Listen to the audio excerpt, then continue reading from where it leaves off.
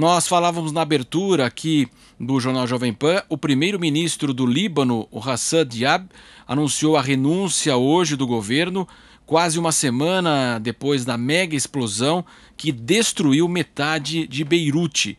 Além do premier, pelo menos 4 ministros, 9 deputados também deixaram seus cargos nos últimos dias.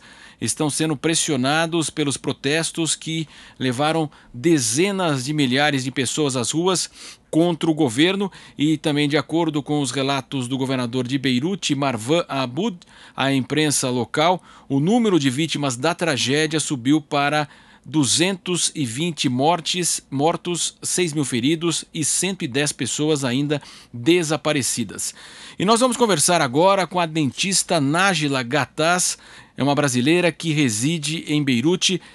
Nájila, muito boa tarde a senhora. Boa tarde, boa tarde. Nájila, como a senhora tem acompanhado, chama muito atenção aqui, claro, a mega explosão que tivemos, mas no final de semana e principalmente hoje, o crescimento dos protestos e a queda do governo do Líbano. Como está a situação aí no país, a questão da segurança das pessoas nas ruas? Olha, realmente está muito triste a situação. A gente procura levar a vida ainda, porque a vida tem que continuar, mas a situação é triste, principalmente quando você ouve o tanto de pessoas que foram afetadas com essa explosão que teve. Afetadas no sentido material e no sentido físico, que tem muita gente que perdeu familiar, né? Certo. A senhora reside há quanto tempo em Beirute? 25 anos. 25 anos. Já viu muita coisa, evidentemente, no país, mas é uma situação como essa, claro, a mega explosão, então nem se fala, né? Quer dizer, algo de fato quase que inédito no mundo dessa proporção.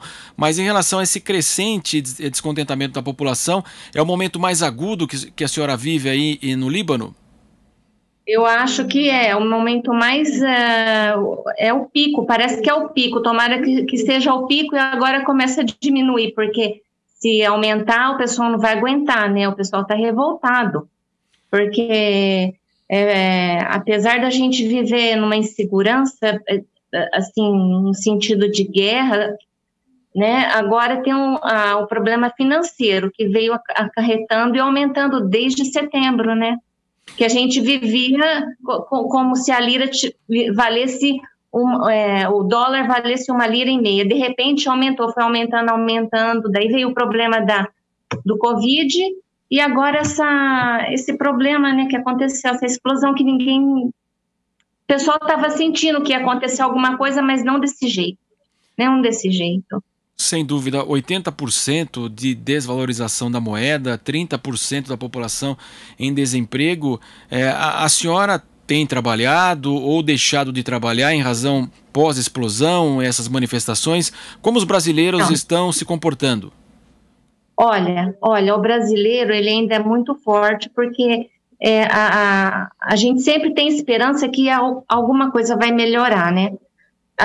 Nós paramos, eu realmente parei meu serviço só quando teve o problema do corona, no começo do corona, 1 mês e meio a gente parou mesmo porque para não aumentar. Daí, mas a gente tem trabalhado, porque dentista a gente trata com dor, né? A gente não pode parar também, né? Não dá para parar. E nessa situação financeira também não dá para parar. Diminuiu o serviço, em todo o setor diminuiu, mas o pessoal continua trabalhando. No dia da explosão, a senhora foi abalada? De que forma, né? A senhora estava trabalhando? A residência da senhora foi atingida? Algum parente? Não, graças a Deus, nenhum parente, nenhum amigo que eu conheço estava nesse lugar ou perto, muito perto. Mas muita gente que essa região, essa explosão, ela alcançou uma região de mais de 10 quilômetros, né? Então, teve vidros que quebraram, mesmo longe de prédios, que quebraram. Eu estava trabalhando na clínica, no consultório, eu saí do consultório, depois de 5 minutos, teve a explosão. Eu senti que o meu carro deslizou e ouvi aquela explosão, nós pensamos que tinha acontecido algum atentado, e depois a gente ficou sabendo o que foi. O vidro do consultório, a janela, teve uma janela que estourou, ficou assim em pedaço, mas esse é o de menos, ao lado das pessoas que sofreram mais que nós. Sem dúvida. Então, já havia um clima muito forte de insatisfação, cobranças aos políticos, denúncias de corrupção, empobrecimento da população, perda de renda. Isso lá em setembro, outubro, os protestos começaram. Daí nós tivemos a questão da Covid-19. Inclusive, no dia da explosão haveria a reabertura do lockdown, né, que foi colocado aí no país. E hoje, como é que a senhora avalia essa tensão? É uma verdadeira primavera árabe? Há essa comparação hoje? De fato, o governo já caiu e essa pressão só tende a aumentar? Tomara que a gente, eu não sei, a gente está rezando para isso não aumentar mais essa situação não aumentar mais. O pessoal estava revoltado, está todo mundo sofrendo, mas isso é um resultado de vários governos, não é só nessa época.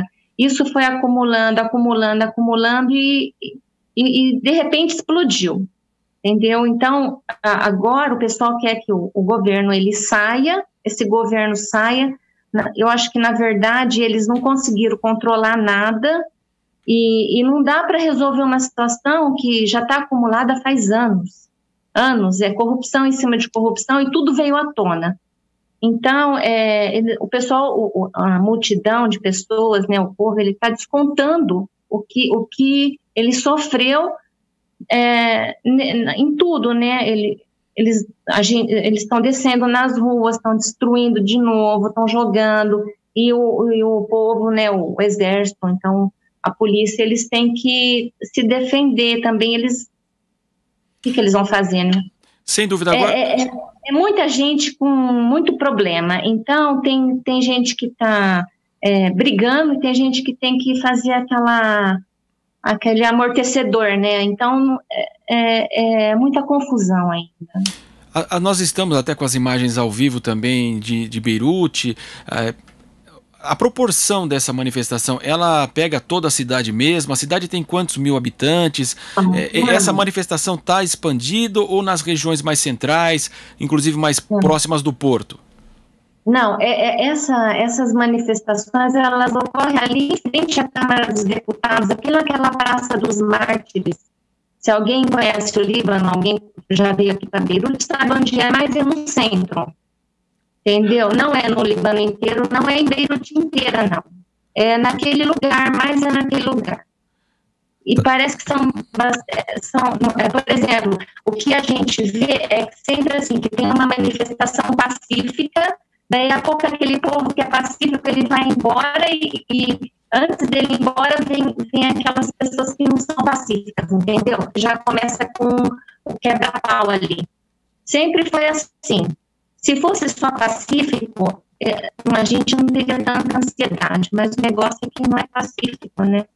Sem dúvida. Nós agradecemos então a participação da dentista brasileira Nájela Gataz, conversando conosco diretamente de Beirute, trazendo as impressões no país pós-explosão.